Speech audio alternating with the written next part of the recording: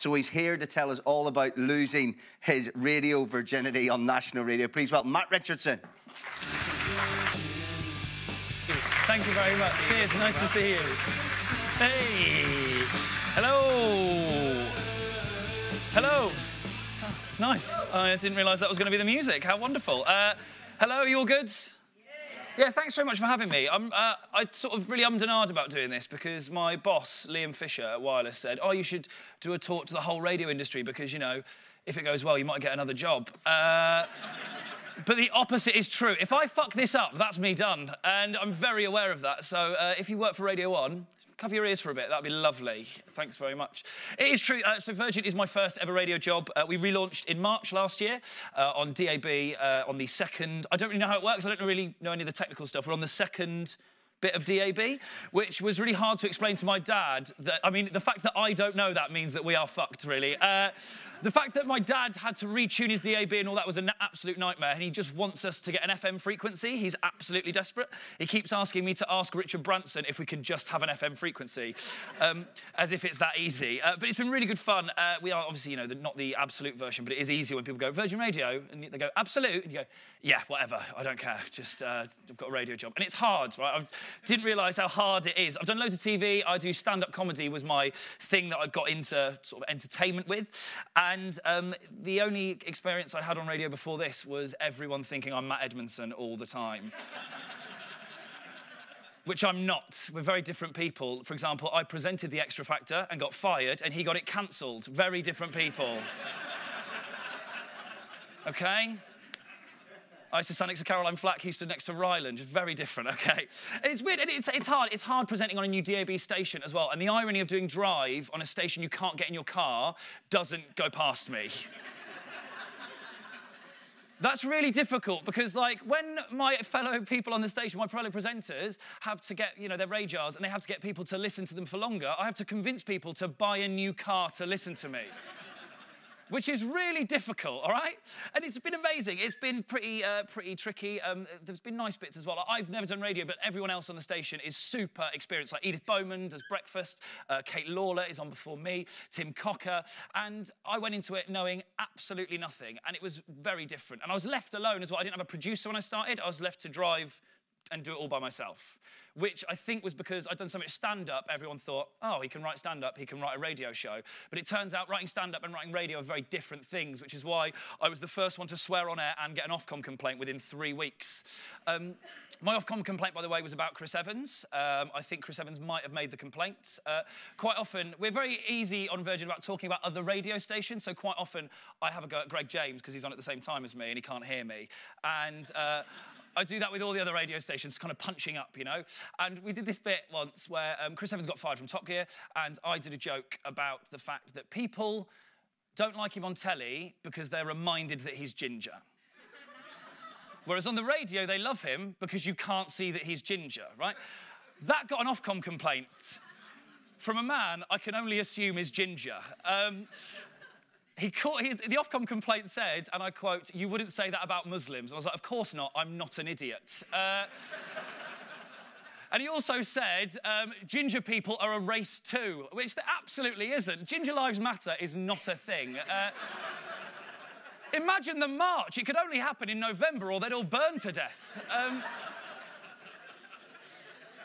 So it's hard because in stand-up, you don't care if people like you, right? You care if people laugh. You don't want them to be your mate, right? That isn't the reason you do it. You tell people jokes. You don't want a conversation. And getting that gear change with radio was really tricky. Working out going from basically this to chatting to someone in a pub. And my programme director at the time, we're on our second one now. Francis Curry's just stood in. And we're on our third head of music. And it takes 3 to not find a prick, it turns out.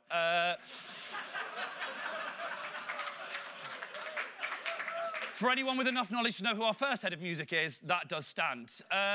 It's hard, you know, that was another thing as well. Office politics, I've never had to work with other people before. Stand-up, you're by yourself. TV shows last 3 months. It's really difficult. But I don't care if people like me on stage. And getting people to like you on the radio is different. I was very shouty when I started. I was really awful. I was doing it as if I was doing a gig rather than chatting to someone. And even now, I'm going on tour in the autumn and I'm doing loads of gigs again. And I came back from sort of a year of not doing stand-up and I'd sussed radio. I knew how to talk on the radio. And as soon as I started doing stand-up again, it all went out the window and I was getting called shouty and things like that. It was really tough. So every day, it's trying to work out how to not be a comic and be a different kind of person, which I find really hard. And it helps that I've got an amazing mate at Virgin Radio, Kate Lawler, who's been doing radio for years. She's been sort of all over the place, worked for Bauer and everything else. She's been amazing. She's my best mate, and I'm vile to her on air constantly. Because on ours, it's really nice. We are presenters that get on a radio station, which I understand is quite rare for all the daytimes to get on. We even have a WhatsApp group. We've essentially unionised. It's quite dangerous. We all know what everyone's getting done and what everyone's being paid, which is quite depressing when Edith Bowman's in the group. That townhouse in Hampstead did not by itself.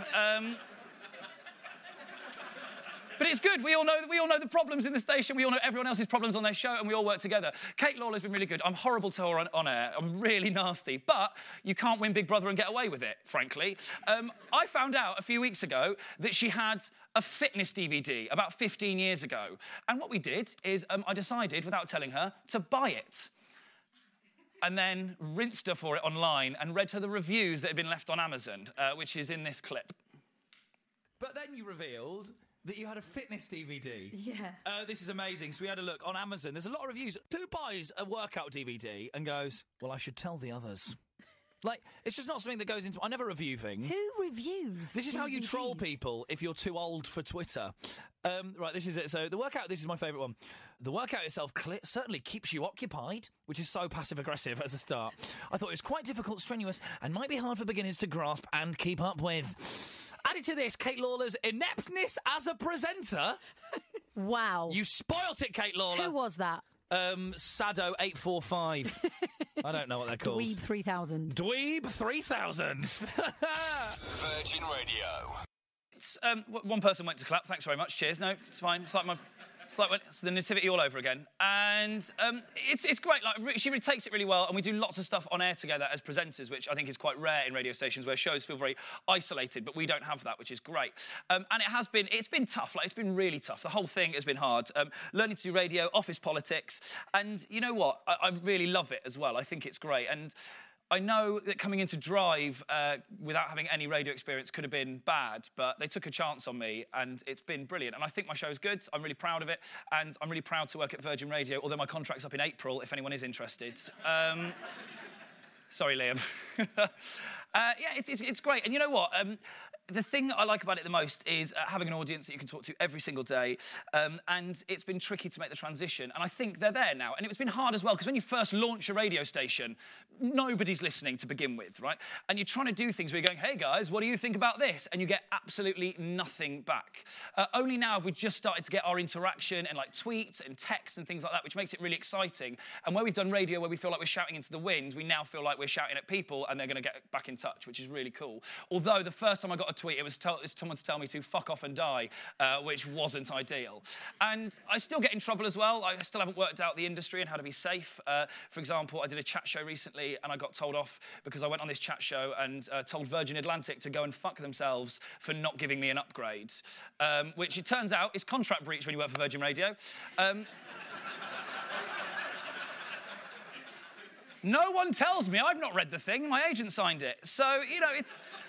All those things are really tricky, but I absolutely love it, and I want to stay at Virgin for as long as possible, I think. It's been an amazing place, and an amazing place to learn how to do radio. Our desks are easier to drive than Radio 1, and, you know, we get so much free time on air. We'd have no... Apart from, you know, the odd time limit and things, which most of us don't really pay attention to because we lock the door.